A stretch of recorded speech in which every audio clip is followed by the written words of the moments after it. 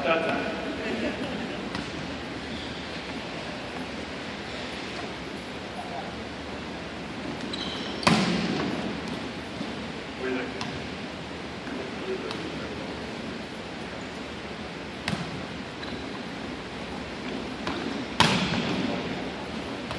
Good.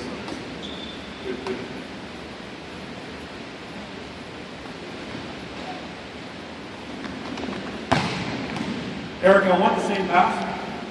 I want that same pass, real high. All of us here, let's watch the blocker's eyes. Again, Eric. Watch, pick up a blocker, watch their eyes. Good. Now, I want you, you probably can't hear me. I want you to watch Steve Marshall's eyes. He's in position 4.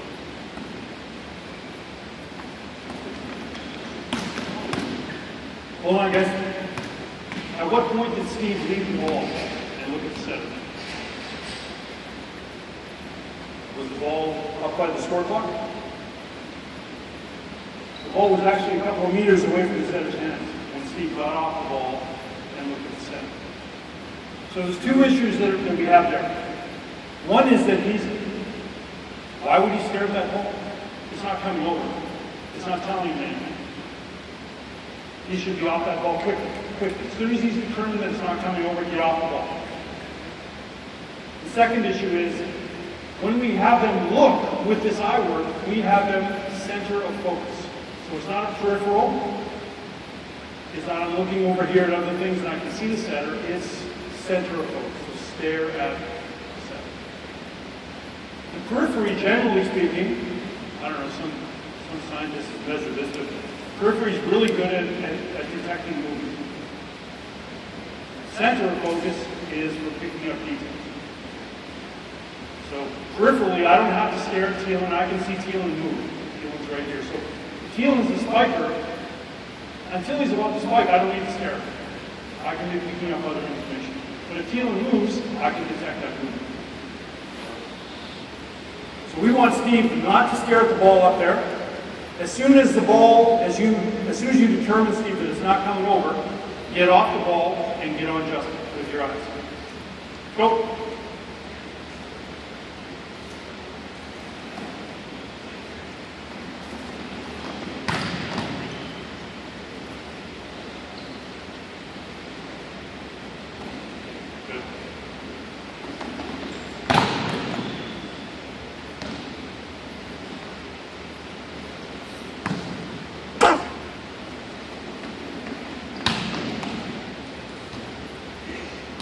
Good.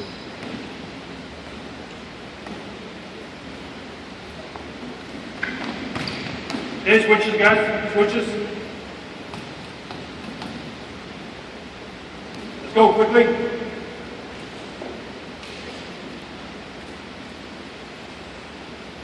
Go, go, go, go, go. There we go. Good. Nice. First, we teach eye work. It's kind of simple. Well, it's not complicated. It's difficult, but it's not complicated. Second, we teach footwork, which is a little more challenging for kids. There's footwork from the outside blocker perspective. So if you watch the outside blockers, you can see their footwork. And then the most difficult position is the middle position, where they have to go at greater distance.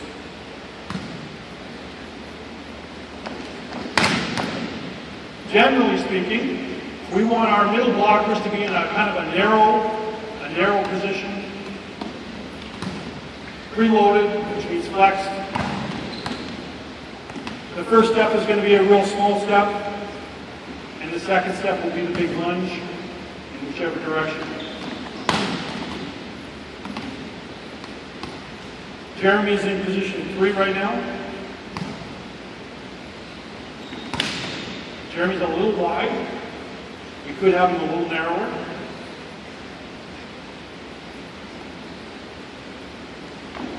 Good. That was good. Jeremy's first step was maybe 6 inches.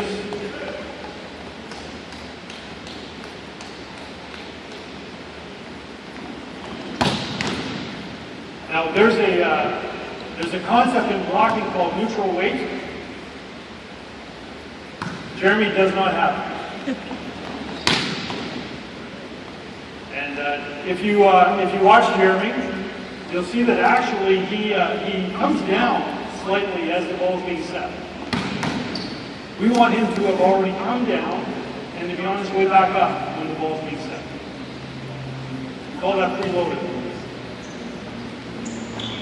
Good, Jeremy. That was better.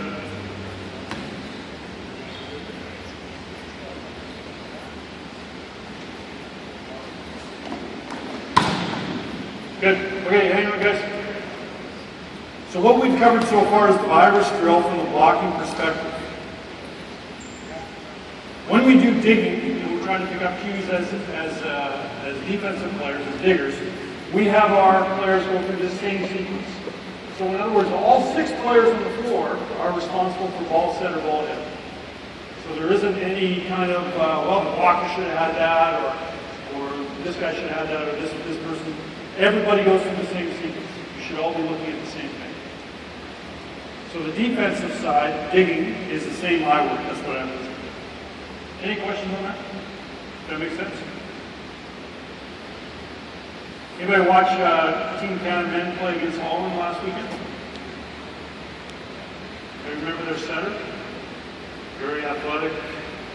How many times did he dump in the first match? I think it was 5 times. He had 4 kills. Now, we don't have necessarily, it's Thielen's job to block that guy. It's not that way. It depends on where he is. And it's not just the blocker's issue, it's the defensive player's issue. They're supposed to be seeing those same things. Ball setter, ball head. So that was a great example of the setter who's very offensive. And if you're not staring at the setter, you're not going to pick up that cue that player is going to attack the ball. So we would do, for digging, we would do the same activity of Irish drill.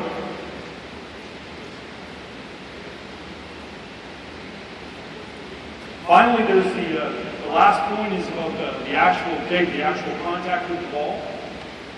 Where do we want the ball to go after we do digging? Sometimes you don't have a choice. It's just, gosh, I can just barely get this ball up if at all. So you don't really have that much control over it. If you do have some control over it, then it depends on where the setter is. If the setter is penetrating from deep, then we're going to try and control the ball so that they'll have lots of time to make the set. If the setter's already in the front row position, perhaps we don't have to be worried so much about that. We can push it up to the net. But we should, and you'll often see now with the setters taking balls, they're trying to take the ball to the libero player. And the libero players are being trained to set. So there's some control over that aspect. You're showing control as a digger in terms of where you want the ball to be done. So that's the last point under digging. Any questions on those folks? Does that make sense? So we started off on the floor, and we're just me and you. I'm spiking, you're digging, and you're seeing if I'm going to tip or I'm going to spike.